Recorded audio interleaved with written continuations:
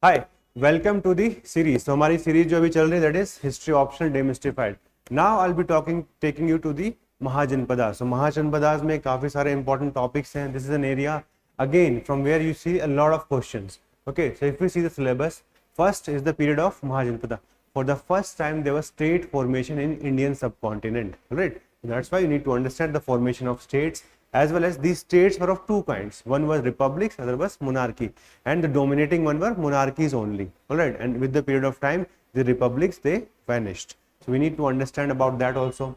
Rise of urban center, because this was the phase of second urbanization. First urbanization happens during the Indus Valley civilization. This is the second phase of urbanization. Then we see the trade routes. So this is also the time of spur in the trading activities. We see two important trade routes, that is Uttarapatha and Dakshinapatha.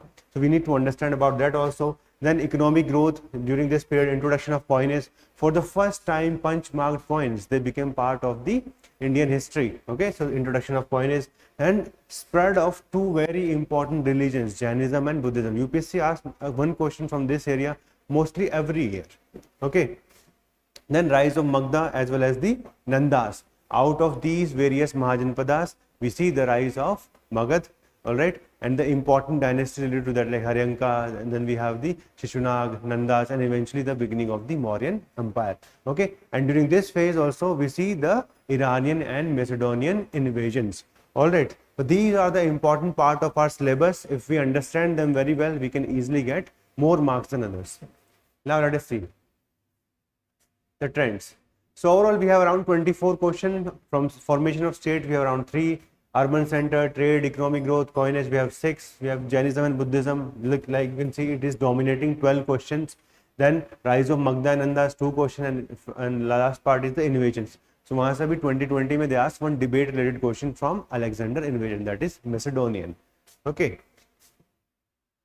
So if we see the previous year questions, give an account of Ganasangha or the republic. So you need to just tell about the republics. Why did they decline? What was the reason responsible for them? Very easy question. Then we see relationship among economic growth, urbanization, and state formation due from 7th to 3rd century BCE.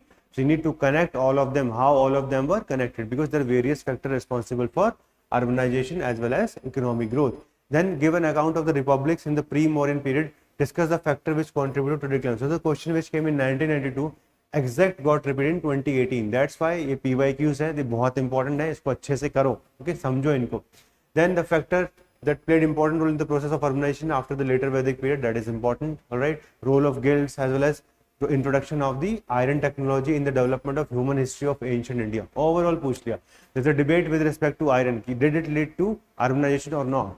All right, that we need to add in this specific answer. Then again the role of guilds. What role did iron play in the changing the political and economic scene? All right, as well as there is short essay on social and economic condition of North India during the pre-Mauryan period. Such kind of question where you need to write short essays, that is no longer that much important. But yes, the theme which has been asked by UPSC here is going to be important.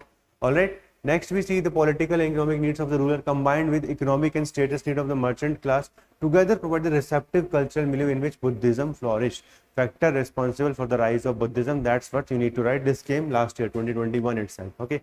Concept of Shramanic religion. So there were around 62 heterodox sects, out of which Jainism and Buddhism were the most important one. All right. So that specific tradition is known as Shramanic tradition or religion. Had their root in Upanishad. Then we have Buddhism and Jainism, they were the social movements. So overall, what kind of new ideas they brought which helped in the solving the problems of the society? That is something you need to write in the next question. Next comes, how far is it correct to say this change in the post-Vedic economy gave birth to new religious movements in India? That is always a debate कि सिर्फ economy की वजह से नए religion आए हैं क्या? All right, to what extent? So we need to understand not only economy, polity, culture, etc. Large number of reasons were responsible. But yes, this was one of the most important one. And then थोड़ा सा philosophical type question भी आते हैं which are going to be important in ethics also, like how Buddha's teaching can help in resolving the problems of today's society, or the relevance of Jaina tenets for humanity overall. All right, what do you know about the rise and spread of Buddhism? तो बहुत पुराना हो गया, such questions will not come.